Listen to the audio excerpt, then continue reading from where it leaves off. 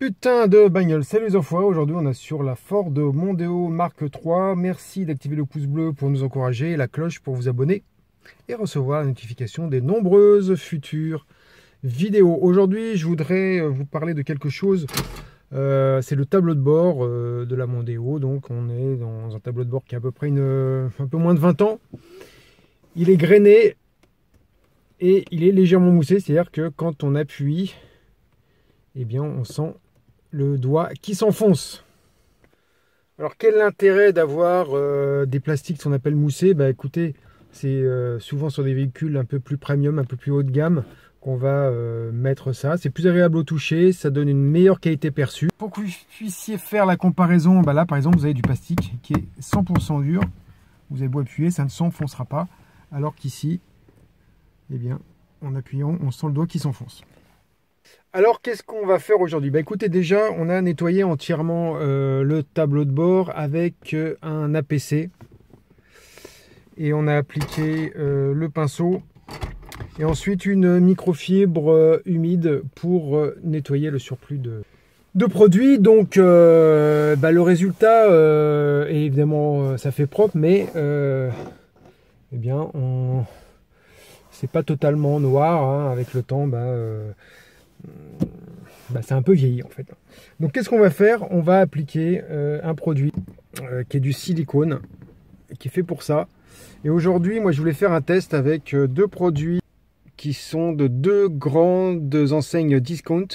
Alors je me souviens plus du prix, mais je pense qu'on est aux alentours de 2 à 3 euros par flacon.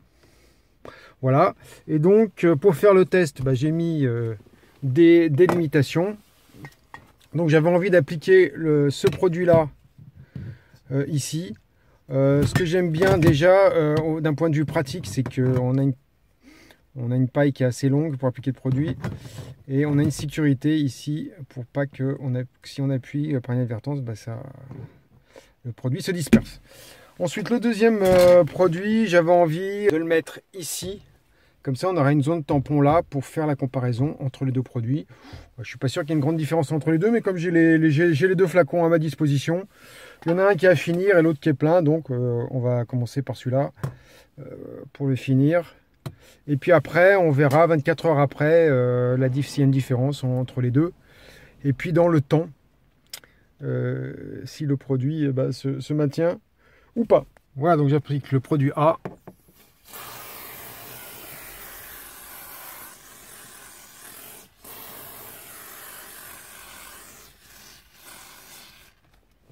Produit B.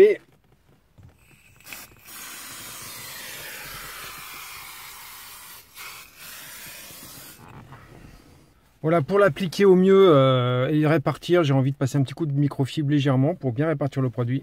Ouais les enfoirés, après 24 heures après avoir posé le produit, on avait appliqué ce produit sur cette partie-là, ce produit-ci, et sur cette partie-là, on avait appliqué ce produit. Voilà. Donc première sensation, je ne sais pas ce que ça rend la caméra, en tout cas il semble que c'est plus bruyant ici et un peu moins brillant ici, comme si le produit avait un pouvoir couvrant plus important ici que là. Après au toucher, par rapport à la partie qui a été non traitée au milieu là, bon, il n'y a pas de différence. Et à l'odeur, quand je me sens les doigts, il n'y a pas d'odeur non plus. On va retirer les bandes. Là c'est pas traité.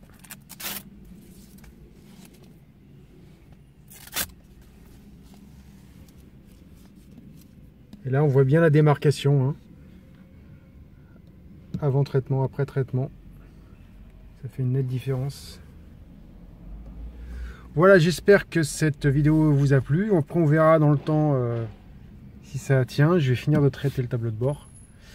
Et n'hésitez pas à me dire si vous avez déjà fait que ce type de traitement, quel résultat vous avez obtenu et si vous en êtes satisfait.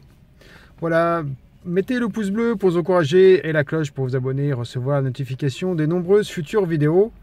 A très bientôt les enfoirés, ciao!